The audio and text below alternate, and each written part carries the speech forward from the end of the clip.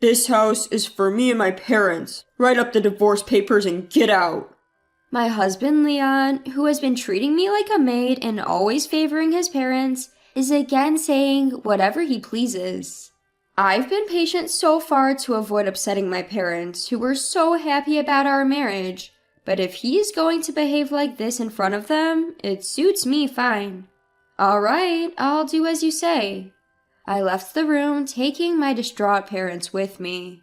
When will he realize his numerous misunderstandings? I'm looking forward to it. My name is Jessica, 29 years old.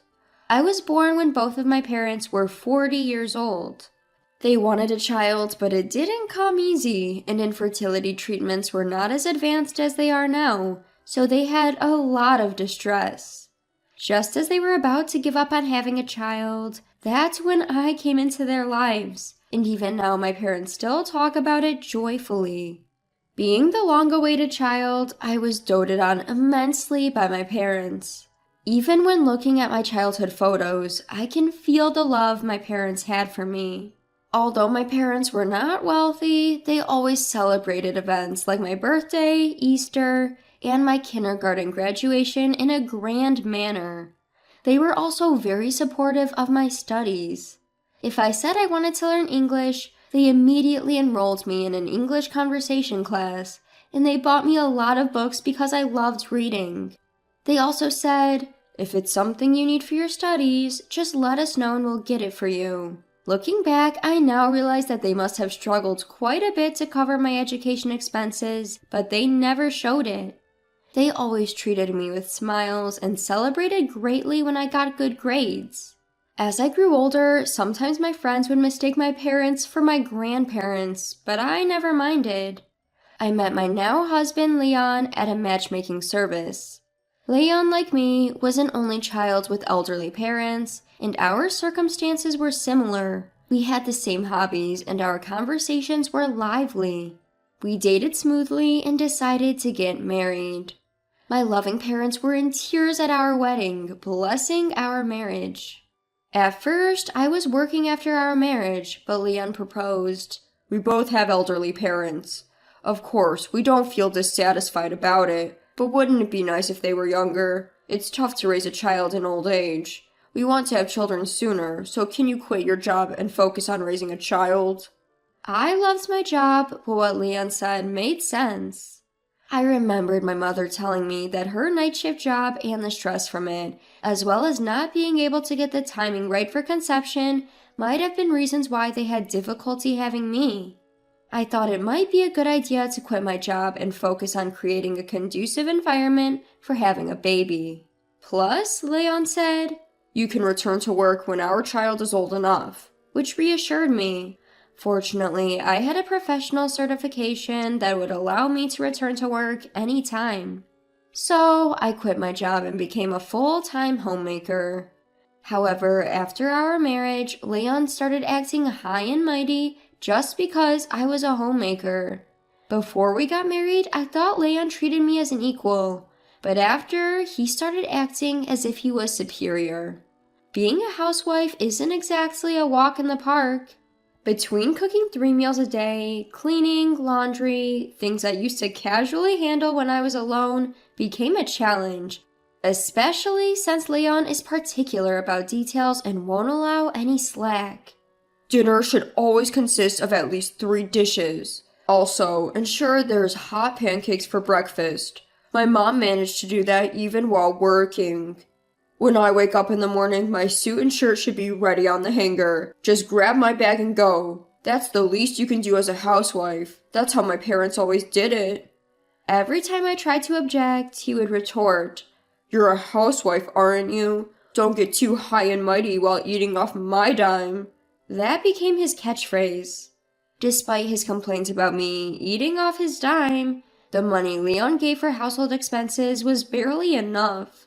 I spent my days scrutinizing our budget, constantly scouring the internet for money-saving tips. One day, given the situation, I mused out loud, maybe I should go back to work. Leon responded with, "Didn't you say you used to work at a law firm? Being a secretary there won't make much money. I won't allow you to neglect housework for that. so he wouldn't even let me return to work. I wondered if Leon was misunderstanding something. However, by this time, I was too tired of his constant complaints and shouting to argue. And truthfully, I wasn't sure if I could maintain the quality of housekeeping and care for Leon if I was also working. Moreover, I didn't want to upset my parents, who were so happy about our marriage, so I couldn't confide in them. But it wasn't just Leon's attitude that bothered me. He frequently invited his parents to our house. Mother's Day, Father's Day, his parents' birthdays. He would find any excuse to invite them over and have me prepare the meal. On these occasions, Leon would give me extra money, instructing me to buy some good fish or make a steak from premium beef. Every time we hosted his parents, Leon would give them gifts. His parents would eat and drink to their heart's content, treating our house as if it was their own, without thanking me, and then they'd leave. Once, I asked Leon, I think it's great that you honor your parents, and I don't oppose it, but can we also invite my parents occasionally? Leon immediately turned sour and snapped. Why would we do that? Understand this. I'm the one paying for the meals and gifts. Why should I spend money on your parents who aren't even blood related to me? He dismissed the suggestion. Resigned, I started secretly using my savings from before I was married to buy presents for my parents. Then one day, my parents contacted me looking troubled. They told me there was a fire in the apartment next to their house, and part of their home was burned down. Thankfully, they were unharmed, but the house required major repairs. They were temporarily living in a makeshift house. I decided to visit my parents. Even though they were going through a tough time, they welcomed me warmly. When my father gently asked, "Is your marriage going well?" a twinge of sadness hit me as I replied, "Yes, we're getting along all right." When I inquired about their future plans, he explained that their partially burned down house had been standing since my great-grandfather's era and was incredibly old to begin with, so they were thinking about letting it go. They were considering moving into a rental apartment going forward. My mother sighed. Even though it's an old house, it's filled with memories of Jessica, so it's sad to let it go. At that moment, I made up my mind. I decided to discuss this with Leon when I got home. Do you remember I mentioned that my parents' house was caught in a fire and burned down? Given their age, I was thinking of buying them a new house, maybe one equipped with accessibility features. Leon curtly retorted, Where's the money coming from? I'm not putting in a dime.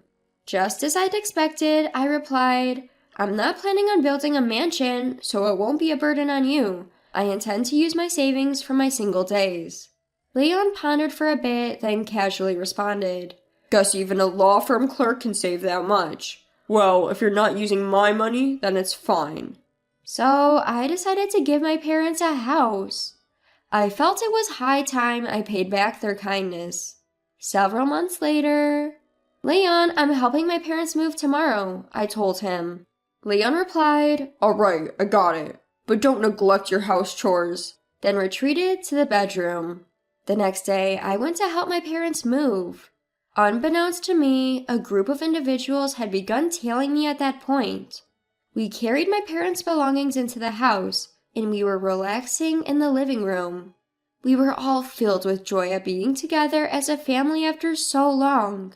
But then Leon and my in-laws suddenly barged in. While we stared in bewilderment, Leon declared, From today, this is my house. I was taken aback by Leon's sudden appearance. Why are you here? When I asked this, he haughtily replied, I heard you were moving today, so I followed you. When I responded, What? My house? What are you talking about? I don't understand. Leon stated, I've been supporting you all this while. Just marrying someone as clueless as you is something you should be grateful for. My parents have always eaten your terrible cooking with patience. Now it's your turn to return the favor. What a repulsive man. As I stared at him in silence, Leon continued, I've canceled the lease on our apartment. Take your stuff and get out. At that moment, my confused father started to say, Leon, this house. But I stopped him from speaking. Strangely calm, a plan was taking shape in my mind.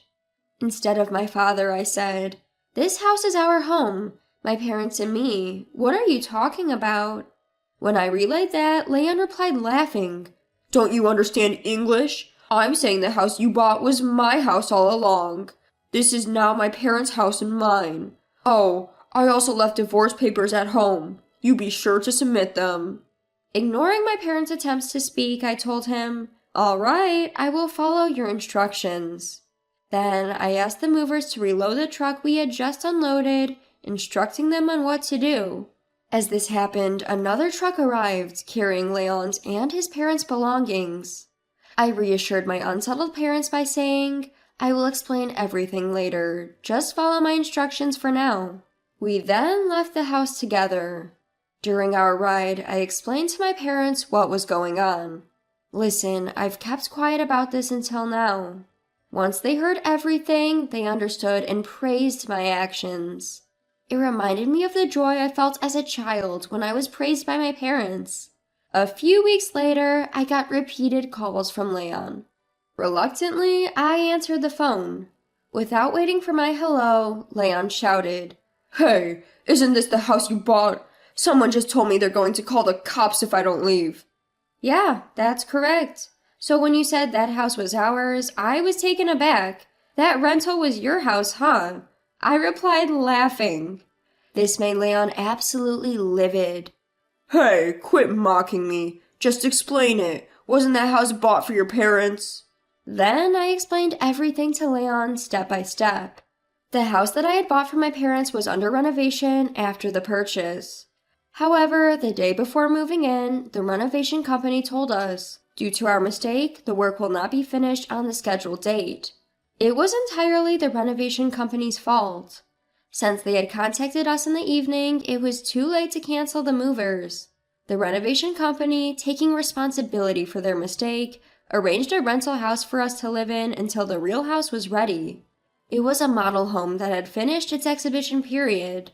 We planned to live there until the renovations were completed, but Leon and his parents moved in by mistake. When my parents tried to clarify, I decided to get revenge based on Leon's terrible misinterpretation. After that, I stored all of our belongings in a rented storage unit and lived in a hotel with my parents. Meanwhile, I submitted the divorce papers prepared by Leon as he had instructed, and that's how I got divorced from him. My parents told me you should have consulted us sooner.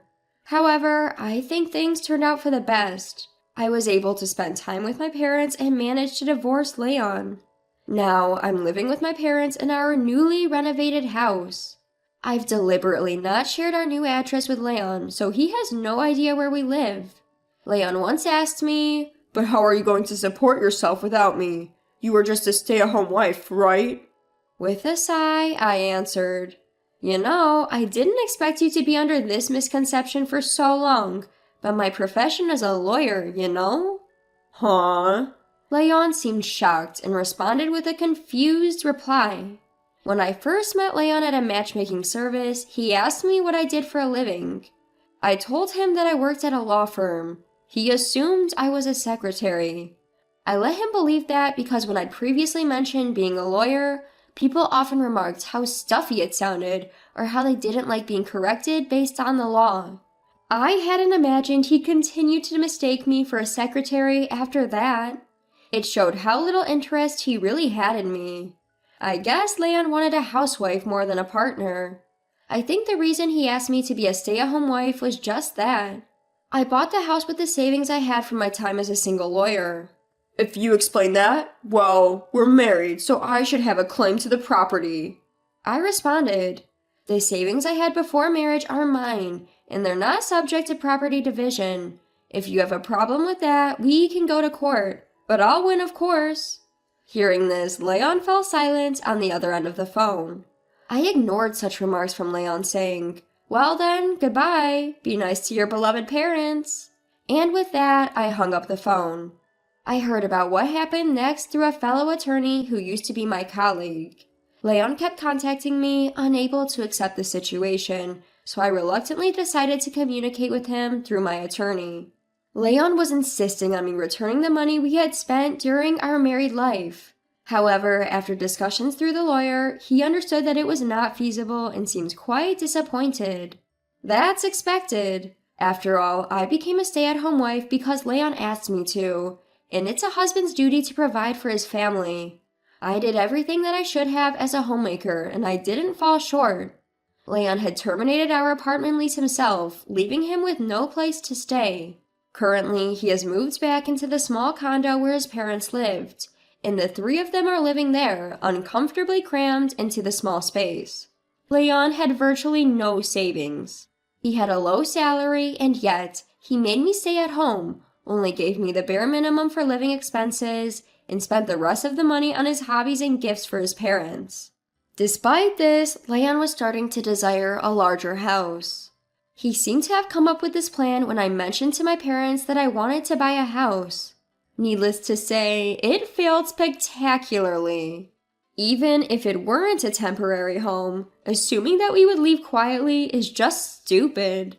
It's pathetic to realize how naive my ex-husband was. Leon is now tired of caring for his parents in the cramped condo, and he has been pressing for reconciliation many times. Now that he knows I'm a lawyer, of course I've been ignoring him. I'm currently enjoying my time in my new house with my parents. At the moment, I'm not particularly keen on getting married again. However, a fellow attorney who I worked with during my divorce from Leon has been showing some interest. I am considering being a bit more positive about it, perhaps to give my beloved parents the joy of seeing their grandkids sooner.